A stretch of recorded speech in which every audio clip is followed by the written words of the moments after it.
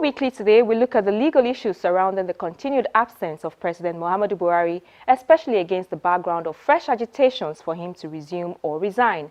We have the views of a senior advocate of Nigeria, Mr. Uwensuyi-Edosomwan. We also have the highlights from the first National Justice Summit, which held in Abuja for 3 days, with the aim of harmonizing policies in the justice sector. Plus our recap of the top trending stories from the courts. That's the lineup on this episode of Law Weekly. Hello and welcome. I am Shola Shoyeli. Rival group of protesters confronted each other on the streets of the Federal Capital Territory over President Muhammadu Buhari's continued absence in the country. It took the intervention of the police to avert a clash, but against the background of these agitations for the president to resume or resign, I spoke to a former Attorney General of Edo State, Mr. Uwensuyi-Edosomwan. At what point can the president be declared incapacitated? This was the first question I put to my guest. The question of incapacity is a constitutional question. And it is not, even though it's related to physical actuality.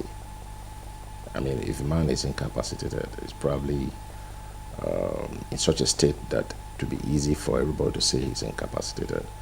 But here, the Constitution has laid down ground rules for such conclusion. And it's about it is about the interplay, of some factors. First of all, the Executive Council, the Federal Executive Council, is the one that will kickstart it by sending a letter to the National Assembly, to each chamber, that the president is so incapacitated. So that's first step. Second step, the president of the Senate will now empanel a college of doctors to also investigate it. And the number of doctors, I think, are 5 doctors, including his personal physician, who will come out with the conclusion that he is indeed so incapacitated. So, and that is the constitutional view or position on a president being incapacitated. If that hasn't come to play, you cannot technically, legally say a president is incapacitated. Are there any pointers or indicators which the Fed can rely on to kickstart this process? The Federal Executive Council, that is at a point, it's like a family of which the president is the head.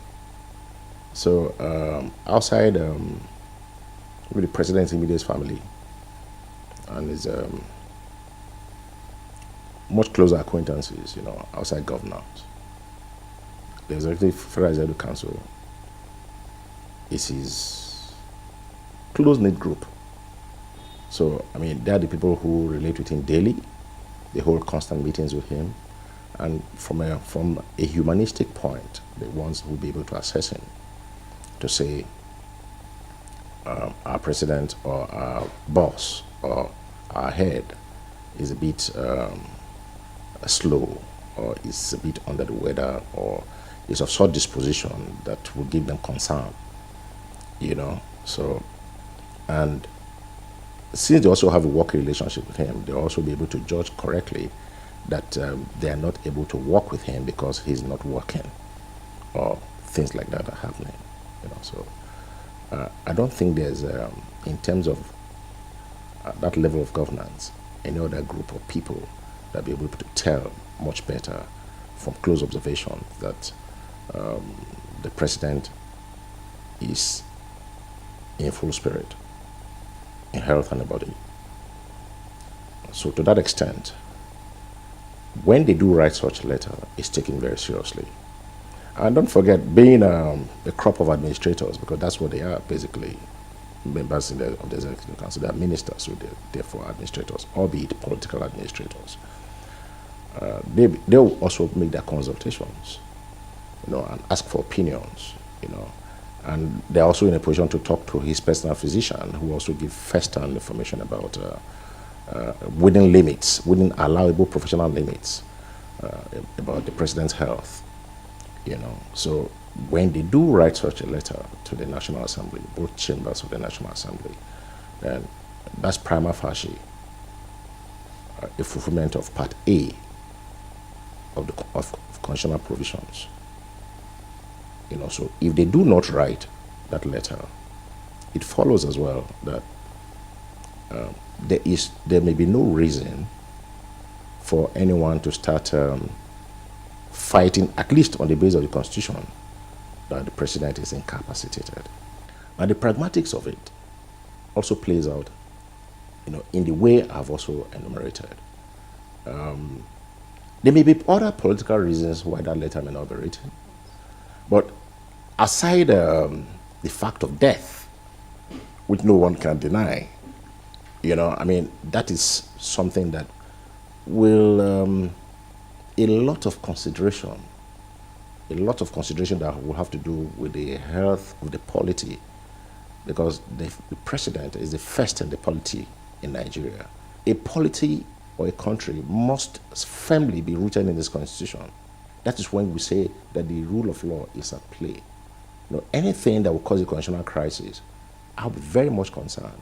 But as things are, it looks like if our constitution had foreseen all this kind of thing and has provided effectively for it. What do we have now? Under section 146 of the Constitution or thereabouts, we have an acting president who in effect is president. And we see him relating with the armed forces. We see him grappling with economic issues. We see him grappling with political issues. We see him going to hotspots in the country, going to the Northeast, going to the Niger Delta, and bringing calm to the best of my knowledge, from my own view, to these places. Recently, I think he held a meeting with the people of the Niger Delta, where having given an ultimatum a few days before, because of this resolution they said they held in the National Assembly on devolution. They came back and said, haven't met with the acting president, they're withdrawing their ultimatum. And that's, what do you call that? That's smoothness of governance, and